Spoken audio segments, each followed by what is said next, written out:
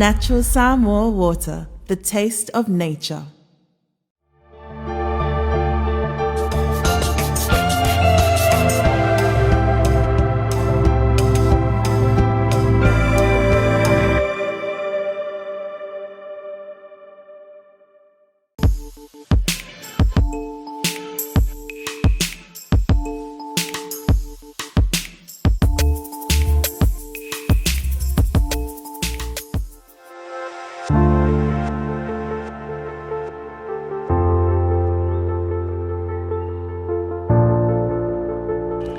O te whaatalofa mau whalofa atu I le paia man mamalu o sia tātou atunu. Ua maua mai le nei ala ta le nei vaenga o le aso. Ia, vi ia le alofa ma le anga lelei o le tātou tapa au sili. Ua uli ai le nei tai au matangofie. Whawhitai fōi ua mawhai o na maua se lau lau. E toi abatu ai se whaopoponga o le tātou lava singa. Ia, o te whiwhia fōi e whailolo nei tangata o a o Jeannie Benehuro. O se tasi fōi o tustala I tutonu o le tala mua media. Ke fia fōi e whailoa le o la uma whaatasi atu nei le tamaitai tustala sinia I a langi Kerisoma. A wā fōi se whaopoponga o le tātou Paul Kalame. Ia, tālofa langi, malole malanga manuia. Ia, so fō manuia Jeannie. Ia, vi ia helo fo yo vom faiona mawata banoa ni nei tai au e fa maruru atu. O le se suka la ke malanga o ke malanga ka uanga. Ia, it's okay e tele aso le li. Ia, ai aso le li. Ia le leilangi ia e mana ia le tanga isa o loa I mata upua whaatulanga mo le tā Paul Kalame. O te loa e se taimi o na tā se elea I le mata upu le palimene. E mana ia le tā amata mai. I nisi fo yo mena tutupu I le vai aso. Peila o le whaamawaienga se tasi o pulesili. Ia o le matanga luenga o le vai mamau. Ia le afionga ia pesta no mea simi. Ia te vai atua. Te le ntustusinga I lunga le social media. Ia whaapea ua atua ia I le malo ia na whai unga whai. Ai masi fo nisi o manatu whaapea. E te le whaamata o le malo ia na tangata whainga luenga le malo. O la le sa onga o le tūlanga whaamole langi? Ia whaftai Jeannie, ia mua Jeannie o tūlanga le o whaali o whina ngalo tangata I lunga mamanatu lunga le. O penga ta whailangi. Ia o le sa oro tonga le no tangata ia whaali o na ia lewa manatu. Pe sa o pe se, ia le sa oro tonga tangata e whaali o na manatu ma tūlanga whapena. Ai o le vaenga o e la ngai tu sai mal wha ma vaenga le fionga pole sungfo ia pe statula. Ia e sa ua whaamawai ua pe ua whaase toanga lu ia lana fionga mai le tūlanga fo isa ia tau aveina I le mai le tau sanga lea le lawa whaase toanga lu ia lana fionga ma ua whaamaunia fo I le tūlanga. Ao lea se tala le kapeneta I le tūlanga lea, ta whaamalosia le whaamawaenga pe o le loto whaitalia lava o le fionga ia pesta. Lelei, o le vai aso nei nao mai e le pepo whamatalanga, po le press release o tatou masani e le whamanino mai la e le kapeneta ia po le pepo whamatalanga. Ia le tūlanga lea, o le mai tau atu, o le whamawaenga pese tā, ia nanga ia tu I le tātou whala po te putonga fo I le pūlea tangata whainga luenga malo, po le Public Service Commission, o inala le na ui o tuai le whaamawaenga, ia mawato le lunga le kapeneta. Ia, Jeannie le fau le tūlanga le whaamawae o tangata fo, ia mai tō whinga maua lunga, ia o nisi wo maua awanoa, nisi awanoa sili atu na ilo meo, ia o nisi wo tūlanga fo I lele o le soifua malolo ina, e te ale lava vaenga fo I lele. Ia, ai ele o ia se tūlanga fo I lele o whamanino mai, ele mafua anga, o le whaamalo, o le whaamawaenga le fionga fo I le tumaita pulisili. Ia ngatau lia fo I la proseso me whapene. Pe lua e fo I vai aso I tu atu wai le tusi whaamawae, o na whapena le, o na tāpena tūlanga whapena. Ia e sa o le whaamatalanga lana lau au mai e fo nei e le mtanga ruenga a le palemia. Ia matai rau e pe o le mea fo I le peno whatu e le fo le whaamawae. Ia pe whaate ia tangata I le tūlanga le whaamawai ona o le taimi le tupu ai. Ia o le whaamawai le vai aso nei ia pesta. Ia le na pisa ia le fono al palimene lava ia aso ma fea I fo I tangata whainga luenga le malo. O le saʻoga le nao le mataupu ai a tatou manatu atu iai e leʻi leva ona toe faafou le kona karate pesta fatoa mai a le faapea o le a fatoa mai a le le lua felua vanu o le saʻoga lea. Sa o le lua o sefululima na pale mai ai pesta i le tofiga lenei ina ua uma foʻi le taimi o le sa tulai mai ai. Te tolu tausaga o le tofiga ai o le tausaga ua tuanaʻi lalo le faiga malo la fioga saʻo faapito fia me na mi mataafa lena toe tofia ai pesta na te toe faauauina le tulaga lea tusala o le lua olua lima le lua ono tasi lua ono lua fitu o le lua olua vanu le tauna faamae ai ia ae lea ua faamavae ia lana fioga i leʻi uma le afa lana tausaga muamua. Malo langi faafetai o ua manino lea mataupu. Ia langi lea sa faapea ona taʻua le sui faipule o falelatai ma sa matau i se tasi foʻi ona saunoga. E pei sa foliga mai sa faalaʻeiʻau a o le taimi foʻi e tasi lenā e pei ona foliga mai o loo faaolo atau le faina o lana saunoga i lenā aso e fatatau le ʻaufaigaluega a le malo. E sao no whanongolongo le palemene le vaenga lenā. Ia pe yo ina le pe sa wai ni mana toni si fo ile le taimi le wa fa ma ba e pe se ta ma le taimi le na fa e sa no anga na toni pa a sa tu la ia la fionga fa pule ia le songo fa ya lupe mata sila tile a tolonga ta tu ma le fano ma tu langa fa pena pe fa la e au fo ile le tanga fa nga le malo fa pe i to tu fa to ngai lu mo le tu pe ia fa pule tautua mal whamaoni, tautua mal puno wai. Pe whaatea auto mai tō ngā ruenga. Ia tauia e le atua tō ngā ruenga te whapena. O le lau te vai atu e le vaenga lana i mau ia na whaalia mai ngoi. Pe o la sa whaala e au, encourage na hata whai ngā ruenga. Ma awane e whewhewe, a batu ia whautuanga awane e whewhewe e tau tatala. O le la e batu le encouragement le teimina.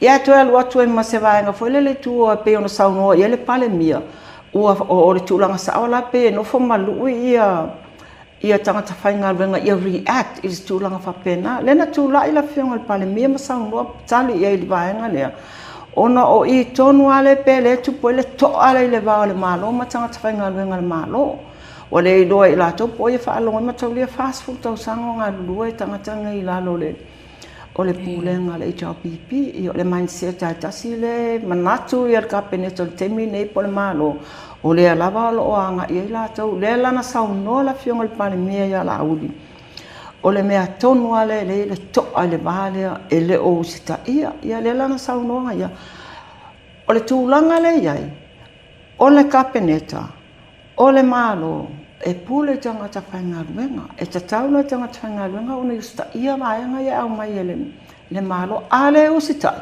Ia wa whaile whai unga kapeneta, manino ia saunoanga la fionga il palemia il vaenga lea. Ia lana pe e o tūlanga lea sa whaalia ele whaipule o le tū malo lea whalata e masamatau. E pe o laia watu se tūlanga whaile le ia tōnga lulue mal whamaoni. Ia ai la koe kua afa ake au koe kani tau e le atua ia tūlanga whapena.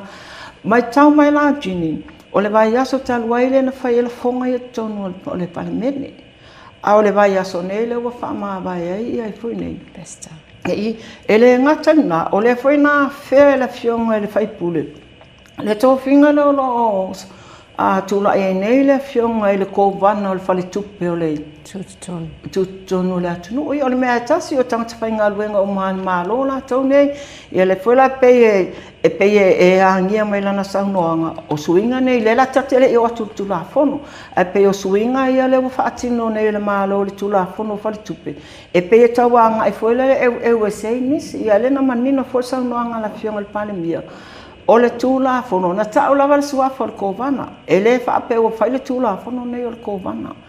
O le tūla fono nei mo le lumanai. Mo le pui o tangata whainga luenga.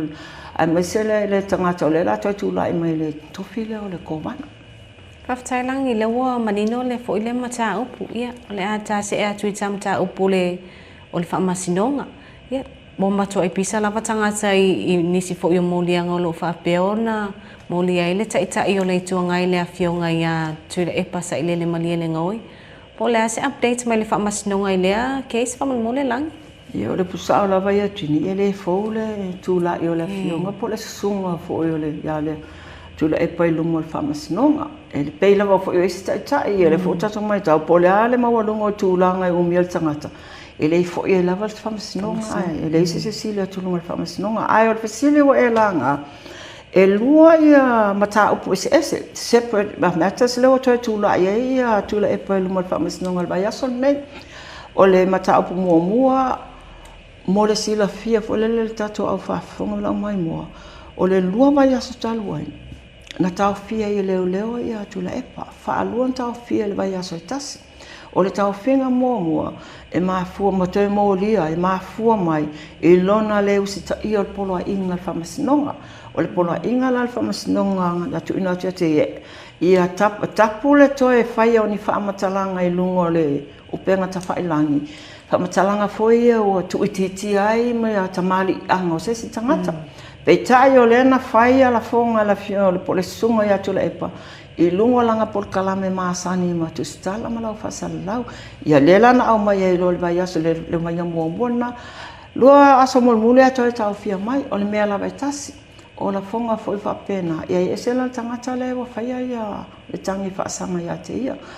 O le temila le nei na talo sanga ia le tua leo. Mo se time I whaapopo mo I lātou, se e toe tō whātasia ma whaamautuina lātou morianga. E peila ia tangia mai le talosanga, o loo iei nisi morianga, o I tua atu e toe moria e foi ia le na fionga li tai o li tua ngai. Ai o morianga la tau fia I le temine po holding charges la I le temine, ia o le whaiau, o la fonga na ua tu iti ai le tamali ango sesi. Ia ma le whaonga ina la leo me totia whanei ona popo electronic materials foi le whaatino ai la le soli ngā tu la fono nei. Ai mo la sila fia. E ese me mata upu e lua vai ese mata upu e lua. O laua mai ea ona whaamautu I lungo le whaamasinonga whaaitu malo. Ia leisi foi a morianga whaasanga lava ia tula epa. I le mata upu, I le morianga nei, o le whai au whaamatalanga fo I le whaasanga I sesi tangata. Le la ua mai ea o na whaatu langa le aso, maasina, e whaatino I la le ia le whaamasinonga la, o le mata upu la na le o tu utau sanga fo. O le mata upu la na o I la ua lo o tangi le mata upu na, I o le fionga le pale mia. Ia ma le fionga le minsta o a onga, fionga le ia ai ono a le ki Roma. O mata tu sala le watol ia o le foi la watalia la fa masinonga le vai aso nele talo sanga leo to e tu ia si aso e fa tapena fa mautu mei ai watalia foi le fa masinonga le talo sanga tula epa e malanga I fafo le la watatala I tu e foi le I tutunga masani lava duata ngata saini foi le mafai ona fa mauni a me to e foi mai Lela wa talia le vaenga na talia le tausanga leo talia ia le tausanga tula epa malanga ai toi tolo le mata opu ia ai pe no fai atu e le fou ia le tula I o le sunga I le ia tula epa I lumo le whamasinoga E tu sala e tolu ala molianga ia ua molia ia le tai o le tuangai pol sa ole tolu e tolu ai ese mata opu ese mata opu a le lawa mai whaatasi mata upu I o le vai asolen tene, le na moria mai nei, le lawa mai pai whaatasi. Ai ese ia cases fo ia la uolo asanga I mata upu na. E malo langi e ini si mata upu o ngā o whaapeo whaasolo I le whaamasinonga I le nei vai aso. E peo whaamasinonga le wa tele o real autostala vai tene nei le jini. Asa o le taimi nei e lua whamasinonga o lo whangasolo le ilo ino mau o le whamasinonga mua. O e manatua le oso whainga le na alu tausanga lo tenei I o ilo to pale ngā tau fia mai e se ali whai pisinisi to o lua ia masitanga ta fo in tau fia mai e. Le whamasinonga langa lo whamasolo taimi nei lua vai aso na o lo whangasolo ai mau vai aso tuana ai mal vai aso nei lai tauna umatai au. Lua sifulu lima moli mau wale tua leo o toa te leo moli mau nei. Ia o tangata whainga luenga le tiute. official le tiu te wa o fama ele tele se tala le mata upu nei la no o ila lo fama sinonga ai o vaenga ia o mo na fasa la winga ela ia le vaenga le nei moli o containers foi na mai America ia ai lo au mai fana nai tonu la ia fana au nei fasaina ela e mafua i molianga mafua fama sinonga lo fanga solo terminei o le si mata upu ele tele foi se tala anga ai o lo afia ai ia nei tamaiti e tai sefulu tolu tau sanga. Al mata upu ne mata upu tau i feusua inga wha malosi po le rape. O le tentiti le a whaina sefulu tolu tau sanga. A o leo lo tua ia. E sefulu tolu fu tau sanga le temine tupu ai lani mene le tau sanga walua tau sanga talu ai. Ia o tu maanga o mata upu a pene. E au mai lava le whamasinonga ia le polo inga. I wasenga tu stana. Tau fil fasala sa fasala wingo ingo umo la ua e o ai afio anga o mai e tau fio al po ngone akata ona la tu langa le o le la anta age mala ua temine ia malanga onga mo lianga lo tu mai ia mata upu tele na lo fanga solo temine famsnonga la mawlunga le e mata upu ne lu fai ala sipisiol famsnonga nei vai aso e pisi ya so umar famasinonga ele malo le malo lo e fai o lunga i lua criminal cases i lunga ole Supreme Court le ave ia molianga onga foi e tele ia male tato famasinonga fai tu maro e ave molianga la iti foi le maina ia ele tu ai la le como la lo ka famasinonga fanua maswafa o lalo la famasinonga fanua maswafa e mariela le na wanga le o mama ia tonu ele fia o mai misa e fai pai ngai mai fa famasinonga pe o mai tonu e o ki o me na le tupu yo fai ole o lunga ile famasinonga ma lunga I lunga ia o lalo fo tatu famasinonga fanua maswafa ia ole mai aso fo e a matai famasinonga to iloilo a pili ia mai tele foi mata upolo o faatulanga ile tu I tatou famasinonga pili le vai aso fo pela o mata upolo o tuli mata ine famasinonga le aso fo pela mata upula le moto e lu ia le fai lau tusi ale HRPP le fai unga ale afionga le famasino sini le famasinonga fai tu malo ia talasa a sa anga tulanga la le ole a to sa anga ele mata upula le ana mori ai ele fionga le palembia mani se to lima e fai la o te lo le vai aso fo te le na tu mo famasnonga le to iloilo ia por famasnonga pili famasnonga langa ele sa fai la tato famasino e mai la famasino mai fafo o la tolanga le a ngafa mali to iloilo no fai unga o mata upune Malo lang ia alewa pasia fo I teu nga le tula fo nombol fale tupe tutonu fo I Samoa. Ai to lea ni si ele o malama ia suinga. Ia pem faiona e saunoa lea tulang. O te tani tono jini o le tulanga na o le malama ele tula fono. O le whawhainga tā fo ina o nei lo ai le mea tonu le tupu le tula fono. Ma o te le whai tio fo ia I tangata le malama wai o fo ia te au isi taimi. O te toe fesili se lo ia wha malama ele na o le tula fono tupe. O le whale tupe tu. Te la tula fono. E lo o ia se vaenga fo ile le whapete tau. O na matua wha a manino I se tūlanga manino ma le malama I le ngangana whaingofie. Ia tula fono nei. O le tula fono na le wai tā o le whale tupe tutonu. Ia na whai lava se lunga la lo ai fo I o le pale mene. Ele tūlanga la lea. O suinga ia le wa te ele te ena ele tuangai.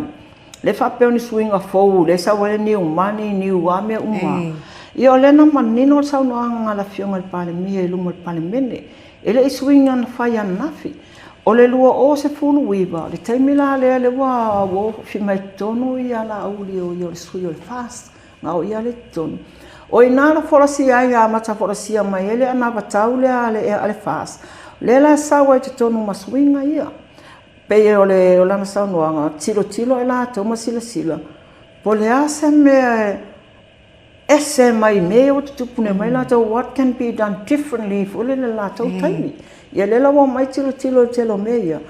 au mai te tonu le na tona vatau o swinga la nei o le matawhelo inga ma le fionga le minista o tupe wa o ia le ona tula fono nei na ia whamanino mai e le tūlanga mafuanga swinga nei mo jini o te tono tula fono nei e whale tupe tonu i le kōwana i o le kōwana ngā le vai ato whale tupe a le kōwana foi o ia na o le tai fono o le komiti o le komiti o le whale tupe ia o le pe e vai atu e pe e conflict vai mai e lunga e kōwana i to tai fono i o le swinga la le na wa whaine e le malo ia watu se si foi le independent mai tua e ve mata tai fono tu mau per kōwana ia na ia tūna ai au mai se si foi le avea ma tura e mai le tofinga tai fono saunoanga la le fai pule sa whana tai ma samatau o swinga ia wa whai le malo o swinga mo i latou mo le malo e whamanu ia ina i lava na o le malo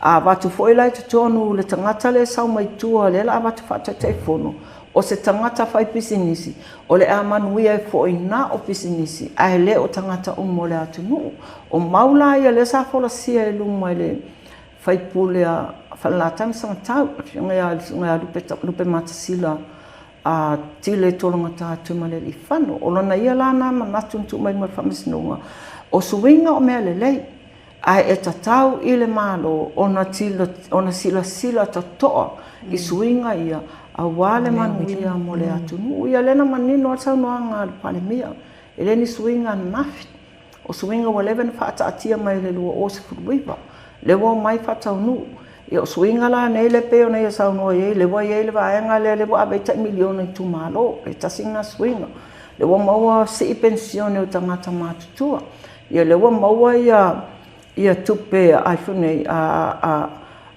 haluma whanau la tunu ufia mai le pepe me tau le tolu tau sanga pe tolu masina tolu tau sanga e to ke longa ke la ke wanga la ki lo whanau tu langa o vaenga la ia suinga ia ma fonga me la suinga ia whaatina nei la vaenga ia pe o le tūlanga le wa mai e le whaipule ua tua ia e suinga o le manuia le malo ia le saunoa la auli o suinga mo le atunu o tangata o Samoa ai le na o le malo o le si suinga le salanga le na o taua mo le na saunoa tele ia o le tūlanga la le o le pulea mai foi le e fafo fai unga i malo e maali e vaenga na wale te mai tau atu tonu le palimene o la i o e umai ai o atai o le tuanga o la i o e ai e le e sa e le te tau e le se fe au lato e pulea mai ai ia fune ia fai unga nei i Samoa ia au tūlanga tau na sila ia sila te toa po le ai ala na lunga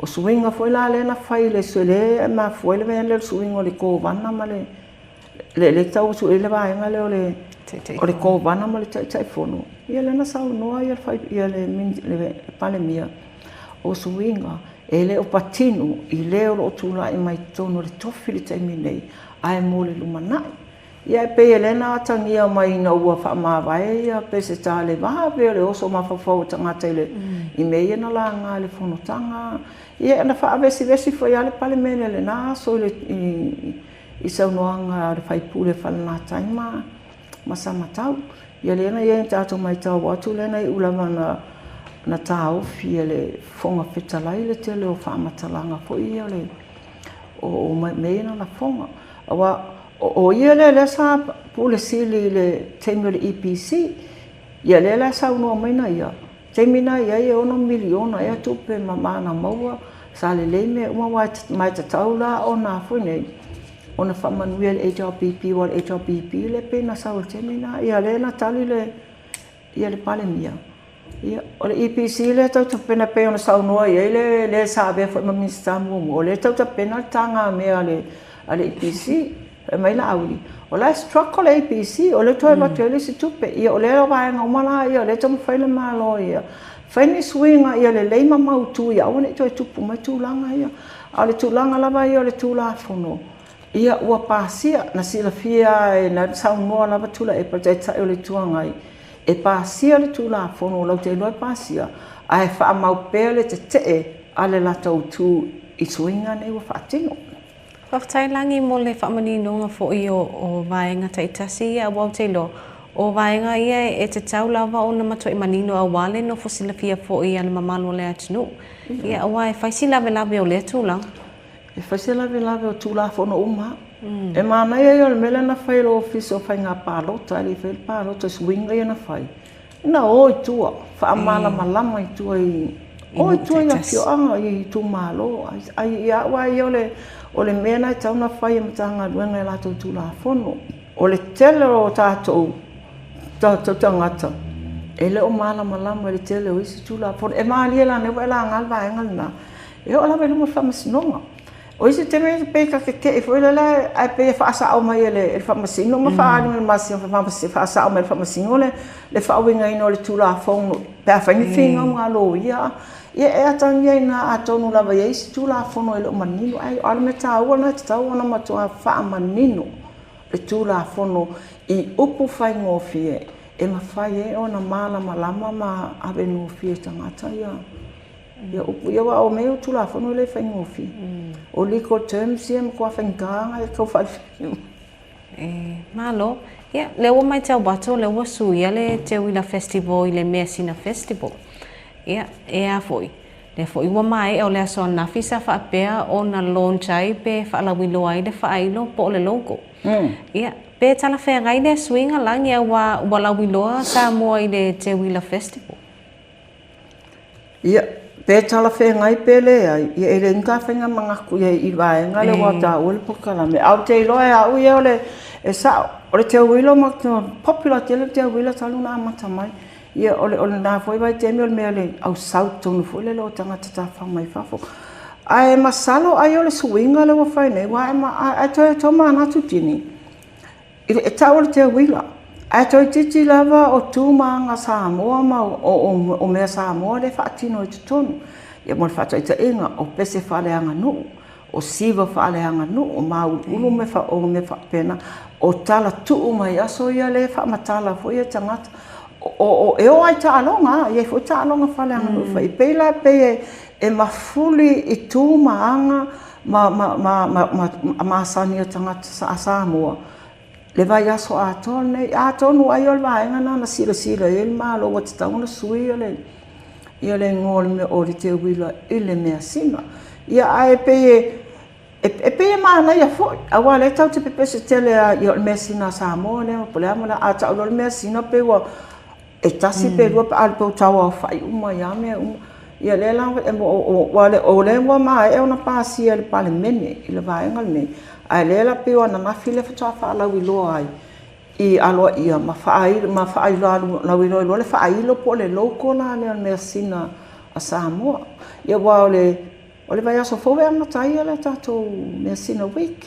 Le wata o mea sina week. Mea sina week. Le la e matala sa. Mana isia po kalame e tō mai fo I le mamalu le atunu I le vai asfo, langi. Pola le po kalame o le vai asfo. Mana ia le po kalame, ia wao mea nei o Te Wila po le mea sina le vai ai. Ai vai aso atoa, ia lo te vai atu po kalame. E ia la vai isi mea o na sawa ia le po kalame le fuelo to fa to fa wa pela la sa. E umai le loto, ia fai lola ia pespesenga, o pespesenga la ia fa evangelia. E tele ana ave ia o nga fuia fatuspaia, malua, piula, o moa, o le mamona, o ke e masanga ave la vaenga ngai. Ia na amatai lole la sunga fua me masani lava, ia te tala le tatou cultural family fuile o I le cultural village o tourist. Le fote vai atu le ia pe o mea o tunga pau. Ia o nisi o tālonga I o te vai o te I peni tau wanga. Na langa I o le mailo a. O le o ngā popo. I o tato whi au maasani ngai. Whi au maasani ngai o le popo. O le langa I o mailo ma o le o aino o le langa I o le atoma me papena. E iei le se tau sanga no o vai ei. O whai ei ele I whatau wā. A sa whai ele la langa inga o le wha. Se o le whala fo I le wangale kia o le ngō le whala le pe e whili lua I tue lua. Wa lewa ke lo koe vai e le whananga a le ke vai a kupengi ke koe whai le tausanga le nei. Ia o le aso lua, leo te vai atu pe oi ole to au mai le tatou tu unga solfanua se tu lo no wingo vai fa bole vai le to isi tatou tu unga solfanua ia le vai atu le vai e tela ia o pek ki vai ngana ia le foi ele pokalame o Samoa na ngalo o vai ngala le fa tino o le kako cultural center lai o i malifa le lau te vai atu ia o le ia vai nga ia pe o siva Samoa ma ve fa pena whaingo tala tuu wha Samoa. Te sawa. Pea o le porkalame na o le tatou Samoa ne ngalo. Samoa ne ngalo, o le whailau a lau tongi eia o ngai tolu mai savai.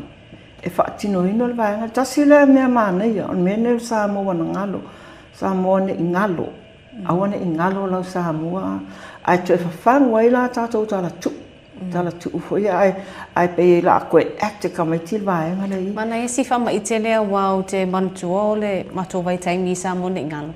E sa alu fo ia sau lava na o whaafifianga lava. Na alu le eise whai ngā tala tuu fo ile le whai a mana ia lau to e tu o e tutonu le porkalame le komiti fo. Ia mana ia fo ia wae to e rivai fo ile le tato le sea ngā tupulanga I lea fo itale. Pawala me wa ele si tau sanga ele I au mai I le mele te wilo te mele te wilo. Ai ele po kalama Samoa na ngalo fasi leva sa yai. Se utsa wat fo kawa mena. Ai sa fa ali ai lai na le fa no anga te le ni si fo ile o tina matutu o la tunu tina I longa la tunu. Ona saule le vaenga o le toi fanguino o tala tu o Samoa. Ai saue mar contemporary.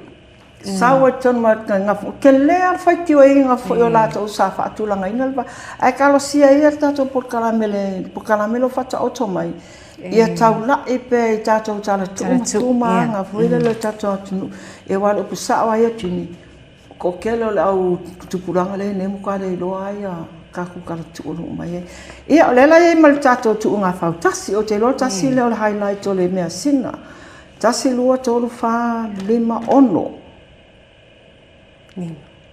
ono va yo la tau va kasi lua e ono nu lima nu ke lela a mai e lua va a manono o lela sa o tava sina mai sa lua o le telefoni mai faleu lela lua na va manono e lima ia malavi vi mai to amua sa o le mala lito rino to lua va manono lua va to amua e tasi le va a mai pia o le pia maroon o te tatono le sasile o highlight o le tato mea sina. Ia ona whai e lolo le tato tau wanga ta abale teu e au mai e tato tau sala i o le atau vae. E sa ili se tato tau sala Samoa. Le asa whareile la le whai e le vaenga la le o te lo pe le poli tai au le whaatino le vaenga lea. Ia e finale ai lo le sa ilingo o le tato tau sala i le asa tona. E whai la se pisi o le vai asa po. Te le vaenga yo le atata tilo atu ia le vai aso fo. Ai mea ia mana i pokalame, mana e whanga tuinga yo mau mai iwa. Pea le whatato e whaile o se tuunga whautasi le te wila. Le te wila po le mea sina. Whamasani me le mea sina, le wanu mea sina. I o le ta pokalame na le watati e wata auto mai nei o le tato pokalame mea sina ve aso fo. Ia malo whawhtailangi ia ona o le manumanu i le taimi ia o le tā se e mai e le tā mata upu muli. Ia, le nasa vai atu le sa e awai ana file se tasi fo o te whatawhanga scholarship a le jaika. Ia, kako whaere tala fo ile ngale awai a le scholarship e mau. E sao, e to a lima i la tō whamanue ina le pukalame le a le jaika. Matau le fo le jaika o se tasi po o la o le atunu o Japani. Sosoani fo ile le atunu tō watina. Tasi la kota la tō pukalame. E ui lava wa leva na wha atino le pukalame. Fo ile le jaika e awina atu ta tangata ya awina i Japani. Te tolu masina, wha masina, pe te vai aso poi. A o le taimi o le lua afe sa furuiva. Fatua a mataila le pukalame lea o le ofaina atu skorasipi. O le vaenga la lena whaiana na whito a lima i la tau a whaamanue ina i la tau umala nei. E lua i atu si pasi o lo anga i sa ili o le master. Ia o isi le o whaile master, a o isi o whaile postgraduate a diploma. O i la tau la to a lima leo lau tongia le vaenga lea. E o whiela mai tai leo Alice Talingi a Pulu. E lo ngā lua le University a Wawa Samoa. O nuku whetau a mua ulu, o lo nga lue fo I o le tato universite o seruia lo ama ia fa pena fo lo nga lue o le tato universite o le tamaitai o patisepa ma ngata milikini ia o lo nga lue nei le tato ofiso fuimu ia pia ia male lato tai po le lato li matuale ia manu Solomona o lo nga lue I lalo o le matanga luenga o I longa lua I lalo le official va ai tau. Ele termine o ia na le malanga le masina fo al to telo ila tau ia le o fa malanga le ale November yo tau sanga fo ia malanga la tau na sa no ia le se tasi fo yo komisio le fala potonga pule ia tanga tafanga luenga le malo. Na ia ta ua ile nganga whaanga eti o le malo I awanone whapene o le awe o tātou tangata to ia o ina mai whafo. Foi mai ma le toma. Ia le tātou whanonglonga I lātou maua na mafia I lātou ne to o lima. Fia foi mai to e tau tua I lātou no. Ia a o whapanoa foi nei. O lo o tatala foi lele mo se sian whai o na apalai atu ei a o po kalame ane nei. Ia o le government to government. Ai fia alu le ia. E alu langa I o wape o le enfatma o I le malo le anga ia. Ia o ama noa le au maua. Ioi. O te tauna e wala au fu ma tusi e fu mo sa wa noa ia mangoa. Ia mau fu se noa toi fa mai fu le peni. Ia fa mai e fai ori. Ia malo fa tai langi ia.